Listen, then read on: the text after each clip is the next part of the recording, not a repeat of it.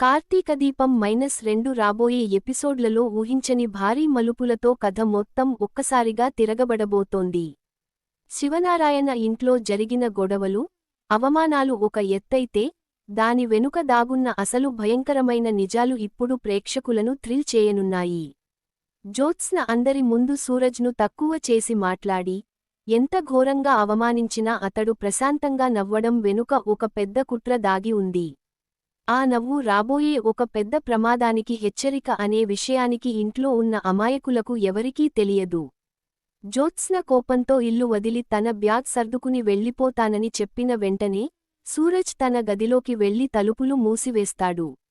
అప్పటివరకు ముఖంపై ఉన్న ఆ అమాయకత్వం ఒక్కసారిగా మాయమైపోతుంది. అతడు రహస్యంగా ఒక ఫోన్ కాల్ చేస్తాడు. అవతలి వైపు ఉన్నది మరెవరో కాదు, ఈ కుటుంబానికి పరమ శత్రువైన దక్షిణామూర్తి. ఇక్కడే కథలో అసలైన షాకింగ్ నిజం బయటపడుతుంది. శివనారాయణ అందరి ముందు తనపై చేయి చేసుకోవడం వల్ల ఇంట్లో అందరికీ తనపై నమ్మకం పెరిగిందని, ఇదంతా తమ ప్లాన్ ప్రకారమే జరిగిందని సూరజ్ నవ్వుతూ చెప్తుంటాడు. శివనారాయణ కుటుంబంలో అడుగుపెట్టి వారిని లోపల లొంగతీసుకుని సర్వనాశనం చేయడానికి దక్షిణామూర్తి ప్రవేశపెట్టిన ఒక పావు ఈ సూరజ్. శివనారాయణకు తనపై అనుమానం కలగాలనే ఉద్దేశంతోనే సూరజ్ కావాలనే ఆఫీస్ ఫైల్స్లో తప్పులు చేశాడు.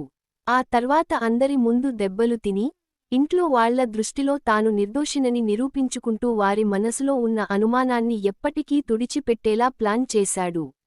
మరోవైపు, ఇంకో గదిలో కార్తీక్, దీప మధ్య ఒక సీరియస్ చర్చ నడుస్తూ ఉంటుంది. కార్తీక్ మనసులో సూరజ్ ప్రవర్తనపై గట్టి అనుమానం మొదలవుతుంది. అంత పెద్ద అవమానం జరిగిన తర్వాత కూడా ఎవరూ అంత ప్రశాంతంగా ఉండలేరని, సూరజ్ కళ్లల్లో కనిపిస్తున్నది అమాయకత్వం కాదు, ఏదో పెద్ద పగ తీర్చుకునే కసి అని కార్తీక్ దీపతో అంటాడు. ఒకవైపు తన తల్లి సుమిత్ర ఆరోగ్యం క్షీణిస్తుండటం, మరోవైపు ఇంట్లో రోజురోజుకు గొడవలు పెరుగుతుండటంతో దీప తీవ్ర ఆందోళనలో ఉంటుంది. తమ రెస్టారెంట్కు పోటీగా దక్షిణామూర్తి ఎదురుగానే కొత్త రెస్టారెంట్ తెరిచి బెస్ట్ రెస్టారెంట్ అవార్డు రేసులోకి వచ్చాడని, ఇప్పుడు మన పూర్తి దృష్టి వ్యాపారాన్ని కాపాడుకోవడంపైనే ఉండాలి కానీ ఈ అంతర్గత గొడవలపై కాదని దీప అంటుంది. దక్షిణామూర్తి తమని ఇలాగే పరస్పరం కొట్టుకునేలా చేసి సర్వస్వం లాగేసుకుంటాడేమోనని దీప భయపడుతుంది.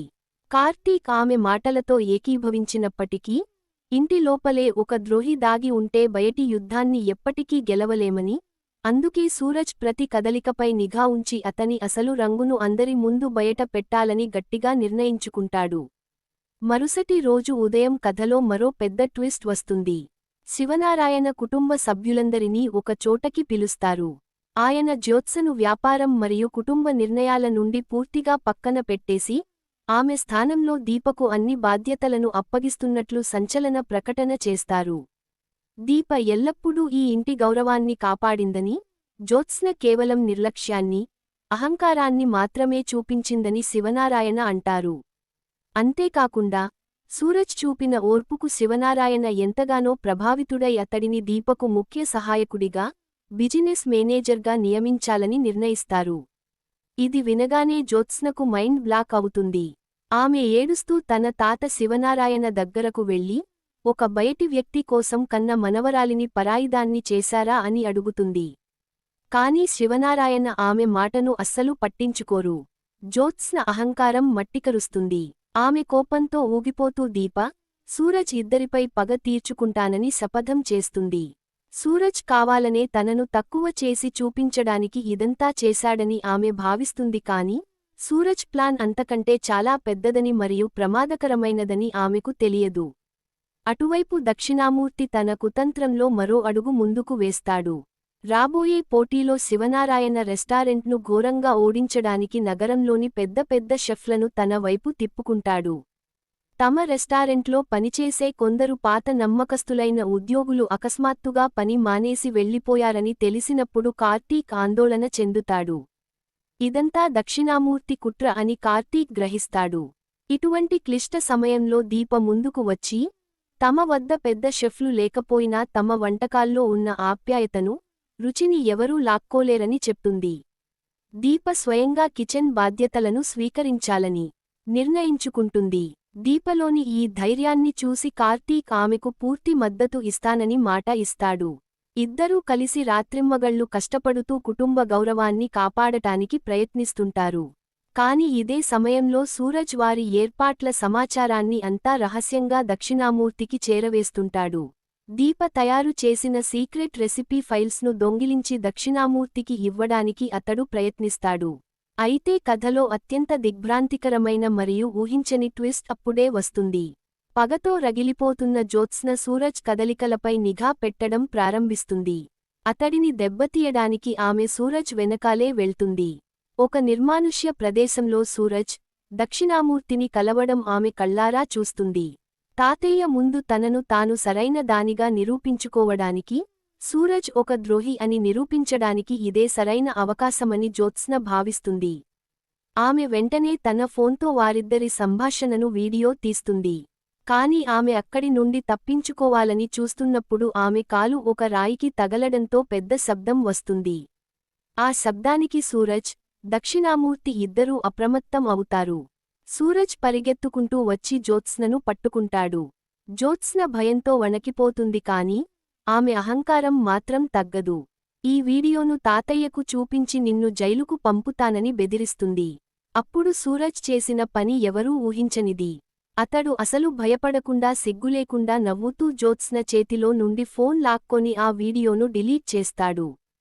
సూరజ్ జ్యోత్స్నకు చాలా దగ్గరగా వచ్చి ఆమె కళ్లల్లోకి చూస్తూ, ఒకవేళ ఈ విషయానికి శివనారాయణకు గాని, కార్తీక్కు గాని చెప్తే ఈ ఇంట్లో ఎవరో ఒకరి ప్రాణాలు పోతాయని ఘోరంగా బెదిరిస్తాడు. సుమిత్ర మెడికల్ రిపోర్ట్స్తో ఆడుకునే ప్లాన్ తన దగ్గర సిద్ధంగా ఉందని, నోరు తెరిస్తే ఆమె మందులలో విషం కలిపి ప్రాణాలకే ముప్పు తెస్తానని సూరజ్ చెప్తాడు. తన తల్లి ప్రాణం ప్రమాదంలో పడటం చూసి జ్యోత్స్న పూర్తిగా కుంగిపోతుంది. ఆమె గర్వమంతా ఒక్కసారిగా ఆవిరైపోతుంది. సూరజ్ ఇప్పుడు జ్యోత్స్నను బ్లాక్ మెయిల్ చేస్తూ ఒక షరతు విధిస్తాడు. నీ తల్లి ప్రాణాలు, ఈ కుటుంబ సంతోషం కావాలంటే తాను చెప్పినట్లే వినాలని అంటాడు. శివనారాయణ ముందు తాను సూరజ్ను ప్రేమిస్తున్నానని, అతడినే పెళ్లి చేసుకుంటానని నాటకం ఆడాలని సూరజ్ జ్యోత్స్నకు ఆర్డర్ వేస్తాడు. తనను తాను ఒక దేవతగా భావిస్తూ సూరజ్ను కాళ్ల కింద చెప్పులా చూసిన జ్యోత్స్న, ఇప్పుడు అదే సూరజ్ ముందు మోకాళ్లపై లొంగిపోక తప్పని పరిస్థితి వస్తుంది. మరోవైపు కార్తీక్కు ఏదో పెద్ద తప్పు జరుగుతోందని అనిపిస్తుంది. ఎందుకంటే వారి బిజినెస్ అకౌంట్ నుండి ఒక భారీ మొత్తం అకస్మాత్తుగా మాయమైనట్లు అతడు గుర్తిస్తాడు. దీని గురించి విచారించడానికి అతడు బ్యాంక్ మేనేజర్ను కలుస్తాడు. ఆ లావాదేవీ మరెవరో కాదు, వారి కుటుంబ సభ్యులలో ఒకరి డిజిటల్ సంతకం ద్వారానే జరిగిందని మేనేజర్ చెప్తాడు. ఆ సంతకం జ్యోత్స్నదా లేక ఎవరైనా మోసపూరితంగా ఆమె సంతకాన్ని వాడారా అని కార్తీక్కు అనుమానం వస్తుంది. కార్తీక్ ఇంటికి వచ్చి దీపకు ఈ విషయానికి చెప్పినప్పుడు దీప షాక్ అవుతుంది. కాంపిటీషన్కు ముందే తమని ఆర్థికంగా దెబ్బతీసి ఓటమిని అంగీకరించేలా చేయడానికి దక్షిణామూర్తి ఈ కుట్ర పన్నాడని దీప భావిస్తుంది. అసలైన శత్రువు తమ పక్కనే కూర్చుని తమ ప్రతి ప్లాన్ ముందే తెలుసుకుంటున్నాడనే నిజం తెలియక, ఆ ఇంట్లోని ద్రోహి ఎవరో కనుక్కోవాలని ఇద్దరూ కలిసి నిర్ణయించుకుంటారు. ఎపిసోడ్ ముగింపు భాగంలో రాత్రి భోజన సమయానికి కుటుంబ సభ్యులంతా ఒకచోట చేరుకుంటారు. జ్యోత్స్న తీవ్ర భయంతో నిశ్శబ్దంగా కూర్చుని ఉంటుంది. శివనారాయణ ఆమె వైపు చూసినా ఏమీ మాట్లాడరు, ఎందుకంటే ఆయన ఇప్పటికీ ఆమెపై కోపంగా ఉన్నారు. అప్పుడే సూరజ్ అక్కడికి వచ్చి అందరికీ ఎంతో మర్యాదగా వడ్డించడం ప్రారంభిస్తాడు. దెబ్బ తిన్న తర్వాత కూడా ఈ అబ్బాయి కుటుంబం పట్ల తన బాధ్యతను మరువలేదని శివనారాయణ సూరజ్ను మెచ్చుకుంటారు. కానీ సరిగ్గా అప్పుడే అసలైన భూకంపం లాంటి ట్విస్ట్ వస్తుంది. జ్యోత్స్న అకస్మాత్తుగా తన సీటు నుండి లేచి శివనారాయణ కాళ్లపై పడిపోతుంది. శివనారాయణ ఆశ్చర్యపోయి ఏం జరిగిందని అడుగుతారు. జ్యోత్స్న ఏడుస్తూ మీరు ఏ శిక్ష వేసినా తనకు సమ్మతమేనని, కానీ కుటుంబం ముందు ఒక నిజాన్ని ఒప్పుకోవాలనుకుంటున్నానని చెప్తుంది. కార్తీక్, దీప ఇద్దరూ ఆమెను గమనిస్తుంటారు. జ్యోత్స్న సూరజ్ వైపు చేయి చూపిస్తూ, తాను సూరజ్ను పెళ్లి చేసుకోవాలనుకుంటున్నానని, ఎందుకంటే ఈ ఇంటికి అసలైన హితేషి సూరజ్ మాత్రమేనని తనకు అర్థమైందని చెప్తుంది. ఇది వినగానే కుటుంబ సభ్యులందరి కాళ్ల కింద భూమి కదిలిపోతుంది. కార్తీక్ తీవ్ర ఆగ్రహంతో లేచి నిలబడి ఇది అసాధ్యం అని అరుస్తాడు. ఉదయం వరకు సూరజ్ను ఇంటి నుండి పంపేయాలని చూసిన జ్యోత్స్న అకస్మాత్తుగా పెళ్లికి ఎలా ఒప్పుకుందో దీపకు అస్సలు అర్థం కాదు. సూరజ్ వెనుక నిలబడి ఒక క్రూరమైన నవ్వు నవ్వుతూ కార్తీక్ వైపు చూస్తాడు. ఈ ఆటకు అసలైన రాజు తనే అయ్యానని అతని చూపులు చెప్తుంటాయి.